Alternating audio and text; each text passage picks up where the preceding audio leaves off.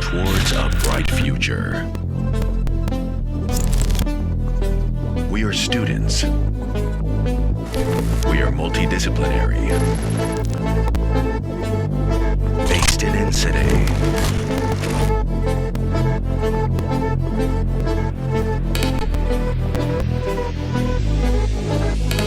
Young masters of the night.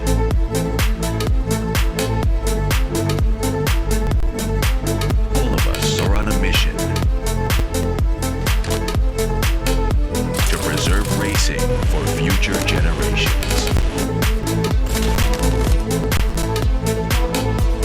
To reshape electric racing. Let us show you what is possible. That there is so much more to racing. Together with companies that share our vision, we build what you can't imagine. Being fully electric since 2017.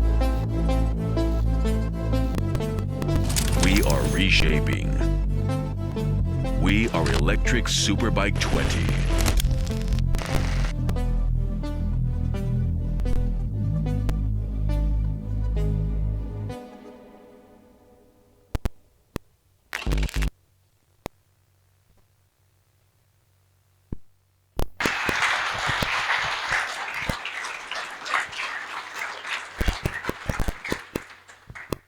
Hello everyone and welcome to our design review.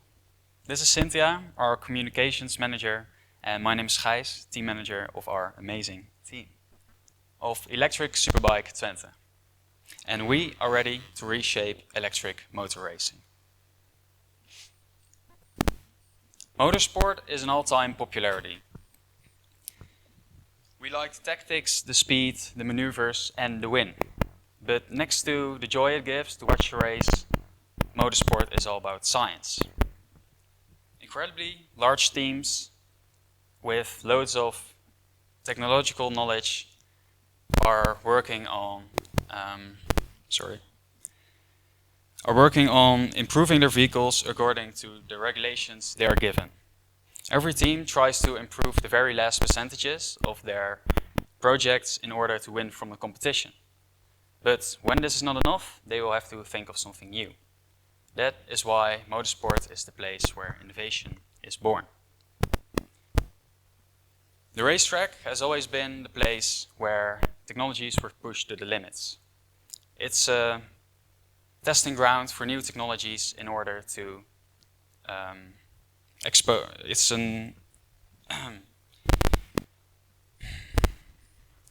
It is a testing ground for new technologies in order to be exposed to a larger public, which creates a consumer demand for similar technologies in their own personal vehicles. Next to that, if new technologies are produced in large quantities, they will be more accessible to these consumers. This results in innovations that are transferred to the general mobility sector. Since the increasing pressure on the automotive industry to reduce its carbon footprint, the part of the consumer market consisting of electrical vehicles has grown exponentially. But there are still large amounts of innovations to be discovered in this electrical domain. Therefore, we think a transition to electric racing is necessary to keep innovating in this general mobility sector. Currently, we and the rest of the electric racing world are facing a major challenge, namely the limited range of today's electric racing bikes. To highlight this, we take the Moto-E as an example. Current Moto-E races last a maximum of 7 laps.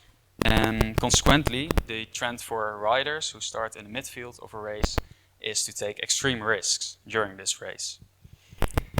This results in crashes and technical difficulties which do not positively contribute to this relatively new variant of racing. This is a shame because electric mobility has so much potential. However, our team has worked the last 5 months on reshaping this view. Our new design allows riders to push the limits of what's possible on the racetrack. And what's possible on the racetrack.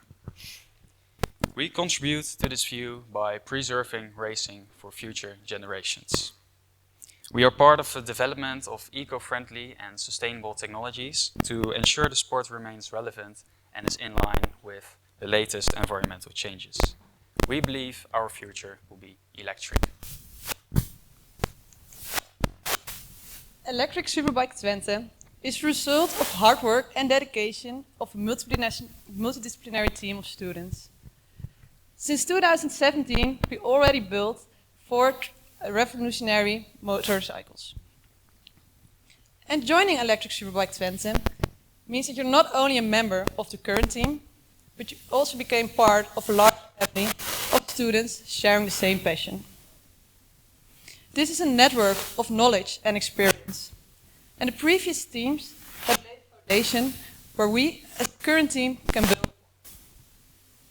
And next step is the experience of working in a multidisciplinary team that is valuable. And we're lucky to have access to this network, so we can grow as individuals, but also as Electric Superbike Twente. Because together we can innovate, and together we can push the boundaries of what's possible. And only together we can reshape electric motor racing.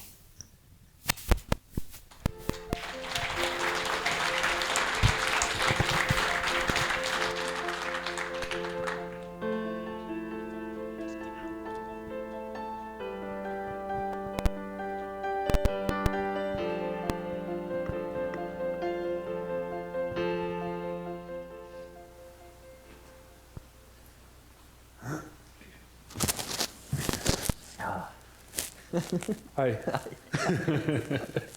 I think it started quite separately. We both had our own ideas, visions maybe. Yeah. And it was some kind of an accident that we met. So we also want to show that electric can be really exciting and cool and fast. Yeah. I think we made quite good direction there. Yeah. The goal of the current teams are so different from the first year. Like the first year we had nothing. Yeah. We had to go from 0 to 80%. And the current team have to go from 95 to, hopefully 100%. We have to make new concepts to stand out. And that's more difficult than for us at that moment, years back. The first and best thing that comes to mind is our first race. Yeah. We just finished the bike and we didn't have any problems. No. And therefore we finished first. The excitement when we finished was so high. I can still see us all running towards our rider Thijs at the moment and just congratulating him and spraying around champagne and things like that. Hugging each other like we've never drinking from before. the same bottle. It's really cool. Wow. We set a goal. It must be trustworthy, and we managed to race all the races. Yeah. And I think that's what success is. You set a goal for yourself. And you achieve it.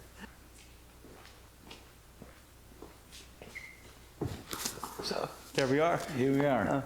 Nice. Yeah, we started off quite rough actually. Yeah, indeed. The Lion had crashed, so that was quite painful to hear. Yeah, and the Lion crashed the day before our first meeting as a team. So that was quite a rough start. The pressure was quite on that we had to perform something in our year. The Lion focused mainly on reliability. The Eclipse focused mainly on speed. And we wanted to do something different, so we made a light and agile bike. So next to the fact that there was quite some pressure from day one, we also had to do everything different than the previous team. Yeah, so a lot of investigation into driver dynamics to make the bike as agile as possible. I think we were quite naive at the start. Yeah. We just thought this is unknown, but we're just gonna do this and we'll see. Mm-hmm. And you know everything you don't know, so then you start seeing how immense tasks it becomes, and then you think like, oh, how are we going to manage? And then and then you try to bit by bit do one day at a time, and yeah. The whole year was just work hard, play hard. Yeah, Like, yeah, when yeah. we worked, we were really serious, and it was just grinding a lot. And then when we stopped working, it was immediately just so fun with the whole team. Yeah. All the parties and drinks we had. Yeah, It was really great. it was good.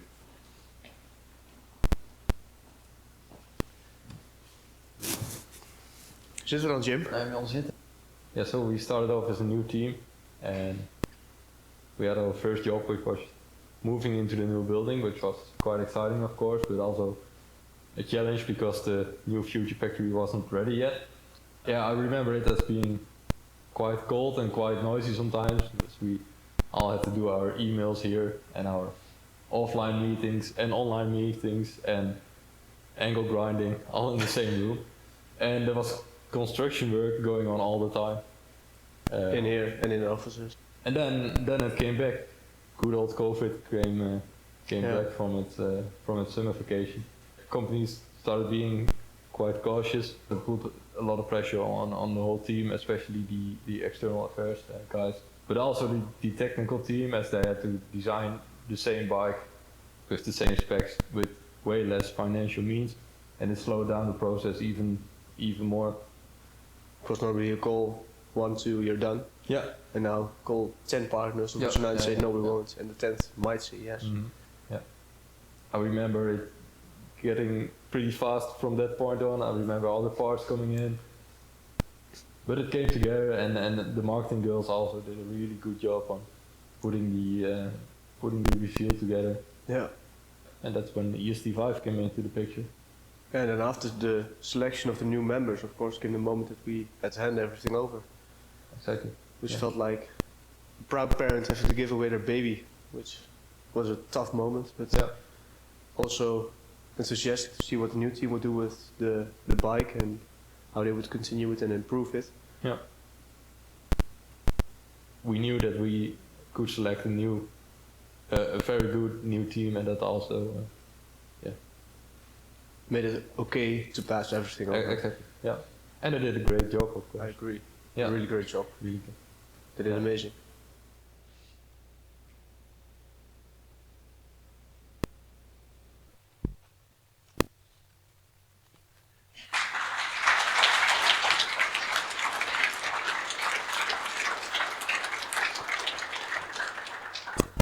I'm Marijn, I'm the technical manager of this year's team.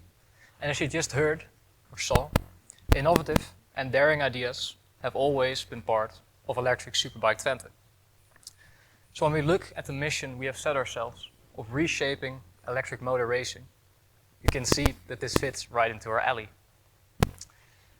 Change, however, does not come overnight, and ambitious goals such as this require a carefully thought out strategy. Because we know that in order to evoke change, we have to take a step into another direction. So that is why, for the first time, we have designed a bike with a 2-year cycle in mind. This means that 2 teams will be working on the same bike, focusing on different aspects. So we, as the 6th team, have spent the last 5 months designing our new bike. We'll be focusing the coming 6 months on actually building it. This gave us more time for our design process and will give us more time for the realization of the bike, leaving a strong foundation for the next team to build upon. Because we'll be handing over our bike in September to the 7th team, we'll be focusing on optimizing and making the bike race ready for the season of 2024. The strong foundation that I just talked about is really important, as we set out on reshaping electric motor racing with a revolutionary new aspect. You see, as Electric Superbike Twente, we want to see longer and more exciting races. And that is why we want to introduce this year a battery swap to our design. Adding this ability to quickly exchange your used battery for a new one opens up that potential for those longer races, giving drivers more opportunity to overtake on track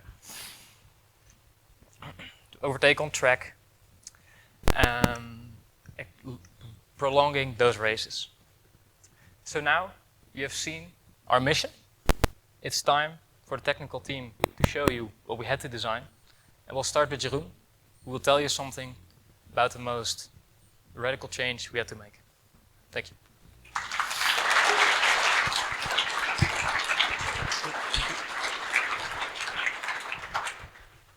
Thank you, Marijn. I'm Jeroen Koopman, chassis engineer. And before I get to the battery swap, it's a good idea to take a step back and look at the frame of the superbike. This is the Delta frame, the previous superbike. It's a good, lightweight and race-proven frame. Though, comparing the new frame to the Delta frame, it can be seen that it is significantly different. Why is that? To understand why, it's important to look back at the start of the year when it was decided that the battery swap would be the focus point of this year's bike. For this direction of the swap, several options are possible. Think for example about going to the top, the side or the bottom. The direction of the swap plays a big role in the design of the bike, and therefore it was important to pick a direction at the start of the year. After careful deliberation, it was chosen to swap to the side. Now looking at the Delta frame again, it can be seen that this frame is not suitable for a so-called side swap, as there are frame tubes running along the side of the pack. The start of the new frame was still the Delta frame. At first, it was extended downwards to make room for the pack. Then, iteratively, more and more changes were made, eventually leading to a completely new concept. For a frame, stiffness is really important. How stiff the frame is determines how the frame feels while riding it. In order to increase the stiffness of the frame, plates are added at key locations in the frame. Furthermore, at the bottom, a sheet is added. Together, they increase the stiffness of the frame, improving the handling performance. The layout of the frame has changed as well. In this frame, the battery pack is placed slightly higher and under an angle, allowing it to slide in and out of the frame. Not only the battery is placed different, also the electromotor and transmission have changed location. This gives us more room at the top, which allows us to place the battery, and not only that, it allows us to reintroduce a center shock, increasing the handling performance even more. Now Rolf and Jan Maarten will tell you more about the drivetrain.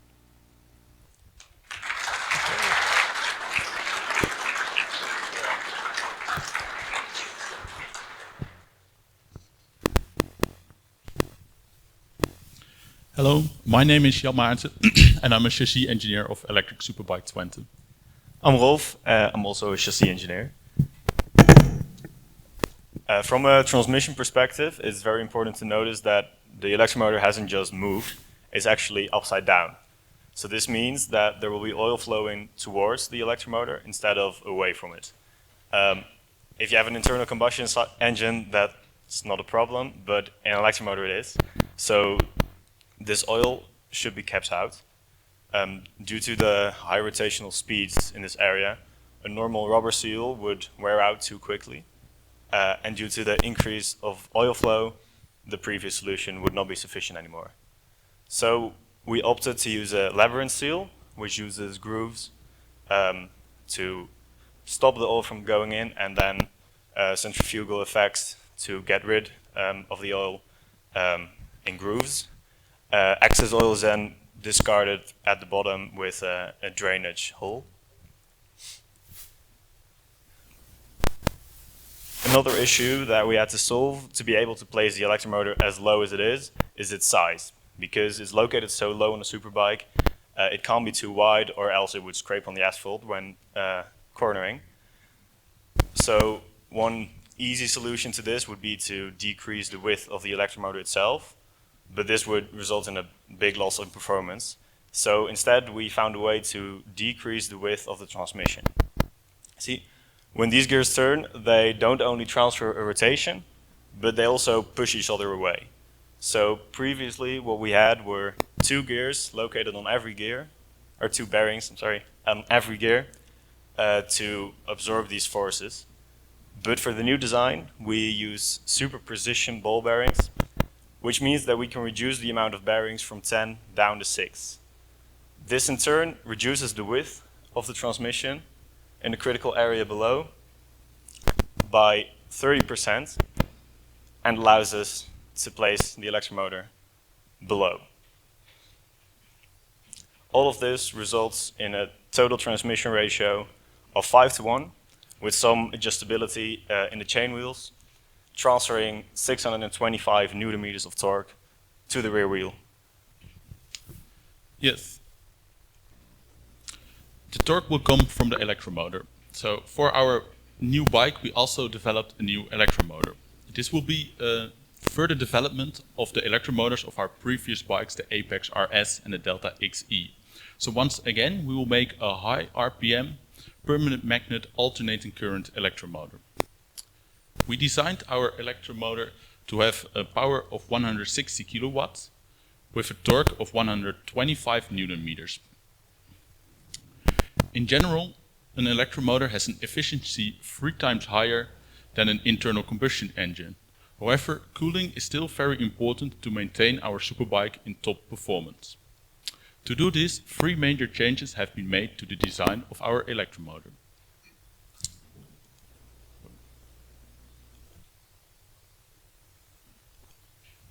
First, it's our end winding cooling. The tubes of our end winding coolings, the diameter of that has been doubled. This has been done to increase the cooling flow of cooling water through our electromotor to improve our cooling. Secondly, our cooling shell. Our cooling shell has now 2 cooling channels instead of 1. So the electromotor teeth will now be cooled from 2 opposite directions instead of 1, leading to a better cooling and a more equal cooling of our electromotor teeth, and due to this, a better cooling of our total electromotor. Last, it's our rotor design. Heat transfer by convection is now possible through the rotor due to cutouts. The main purpose of those cutouts is to save weight. And this is this year been possible as the rotor has been increased till the axis. So the 5 rotor segments are placed in line with 2 degrees of skew to avoid torque ripple. This will cause that the cutouts are not placed equally after each other. So when it starts rotating, there will be an increase of heat transfer due to an increase of the convection coefficient due to the elimination of stationary air. The main goal of our electromotor is to transfer electrical energy into mechanical energy. Our electromotor is placed lower in our bike to have more space for the battery pack. To comply with regulations, the high voltage cables will exit the electromotor by the cooling shell to the inverter. To power the inverter and also the electromotor, it will get its electrical energy from the battery pack.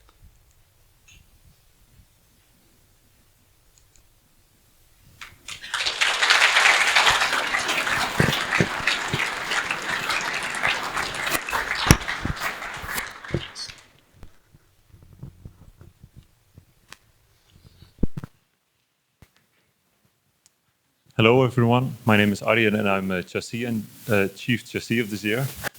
Hello, my name is Vincent Jager. I'm Chief Powertrain of this year's team. Arjen and I are both responsible for the battery pack. The battery pack is made out of multiple cells of the type lithium polymer. We chose these cells because they can deliver high currents, which we need to go fast. One cell, however, is not enough.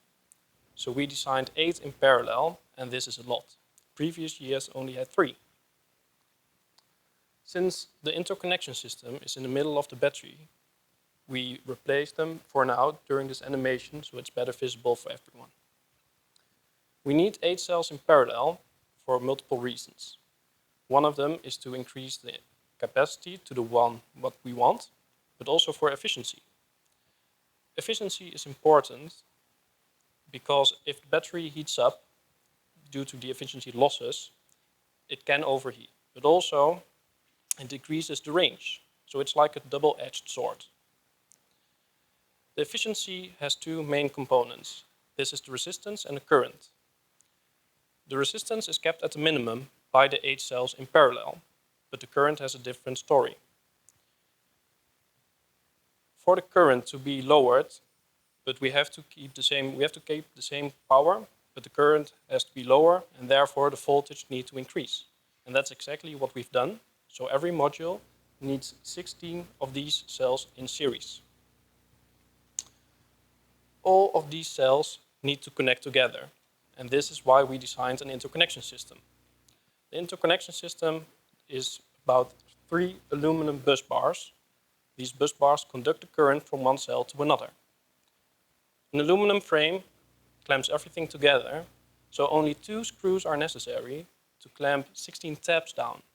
And this is very important to us because now maintenance and assembly is faster and easier. This interconnection system is also space efficient. This is necessary because there's not a lot of room to work with inside the motorcycle. Insulation is then added between all these frames to improve the safety. And when all cells are then put together and made visible again, one module without casing looks like this. On the back side, 2 terminals stick out. These terminals are used to connect more of these modules together inside the battery pack. All these cells together are enclosed by an aluminum casing. In between the casing and the cells is a small layer of foam, which is thermally conductive yet electrically insulated. Therefore, it draws the heat out that is generated by the cells while keeping the electricity in. The full battery pack consists of 12 similar modules like these, ending up at more than 1500 cells in one pack. They're all connected using high voltage cables. And besides this, also other electrical components are added, such as the relay board, the control board, and the low voltage system. These can be seen as the brain of the pack. It is all encased by an outer casing which consists of 3 different parts, which therefore makes disassembly rather easy. This in total comes down to a pack that weighs approximately 55 kilograms, which is 25 kilograms less than previous years. It has a total voltage of up to 860 volts, which is 60 more than what we used to, and therefore decreasing the losses in the pack and increasing its overall efficiency.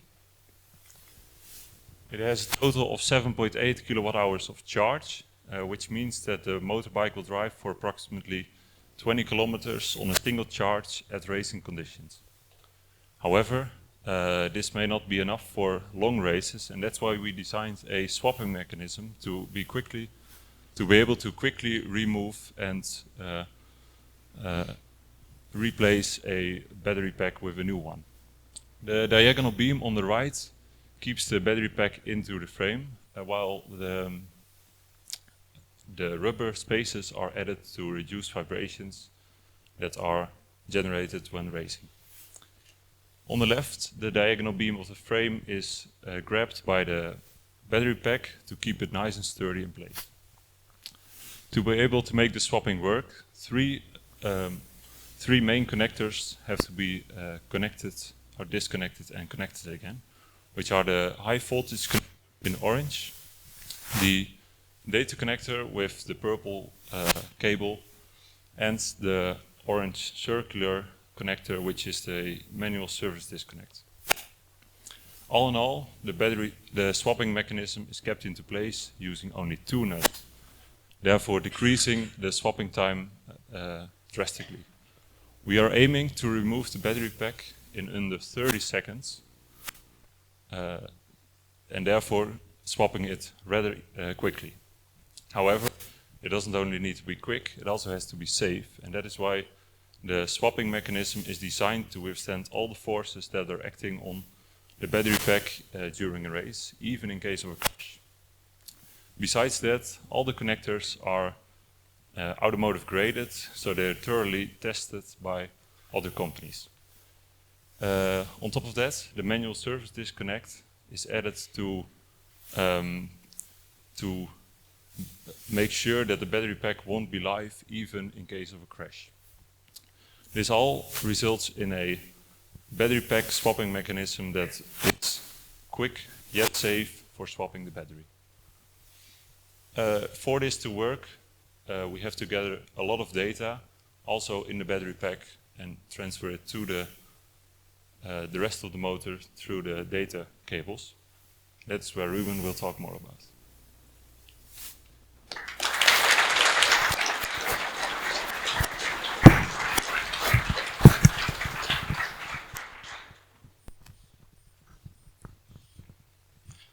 Thank you, Arjen and Vincent. My name is Ruben and I'm part of the powertrain sub-team of this year. As you now know, there is a lot involved when swapping a battery. To make sure the heart of our superbike functions well, we make use of our in-house battery management system, or BMS for short. The BMS allows us to measure the voltage levels and temperatures of individual cells, measure the insulation resistance between high voltage and the ground, and measure the total voltage and amperage of the battery pack. In total, this comes down to 314 sensors inside just the battery pack. To transport all this data away from the battery, there is a robust data connector attached to the battery pack that connects it to the controller area network, or CAN bus for short. The CAN bus functions similarly to the nervous system in a human body, consisting of nodes or electronic control units interconnected via the CAN bus to drastically reduce the number of wires or avoid any data being malformed by any electromagnetic interference. This year, we already redesigned these nodes. Firstly, we made them modular. In case the node is not being used at its maximum capacity, you can simply remove unused parts by breaking them off. This allows us to use the same design in multiple places inside the bike, but also allows future teams of Electric Superbike Twente to use the same design in their bikes. We also upgraded the microcontroller. Each node can now handle up to 9 more sensors and sample 50% more frequent. For example, now that we can add more sensors, we can increase our sensing arsenal even further. For example, using an IMU, we can measure the leaning angle of the bike to measure exactly how far the driver can lean when going full speed through corners. And infrared temperature sensors to measure the temperature of both the front and rear brakes. In total, excluding the battery pack, this comes down to 58 sensors, spread all over the bike for us to analyze and react on immediately, but also for future teams to keep pushing the boundaries of electric motor racing. For us to react to all this data in the first place, we'll make use of our telemetry system that automatically sends critical data from the bike to the pit wall during both races and practices. That allows us to make minor changes to, for example, the damping of the front and rear suspension. And that can make the difference in winning races.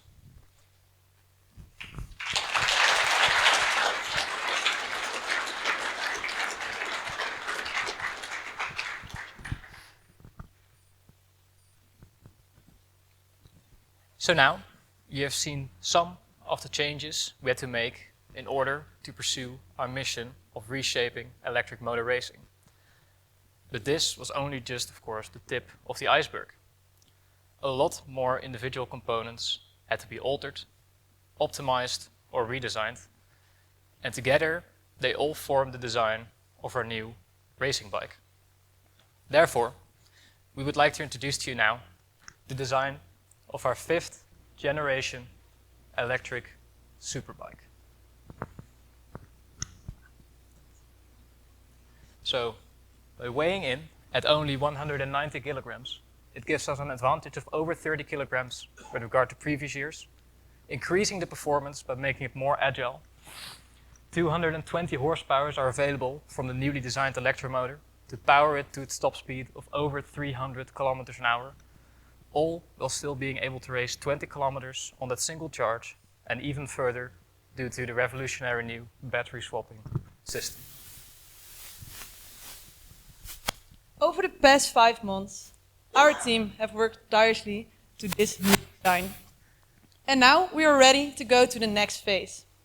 Together with our partners, we can produce our new motor and bring this design to the track. We are proud to share this moment with you. And without our partners, we weren't able to create all our innovative ideas. Because only together we can innovate. And only together we can push the boundaries of what's possible. And only together we can reshape electric motor racing. Thank you.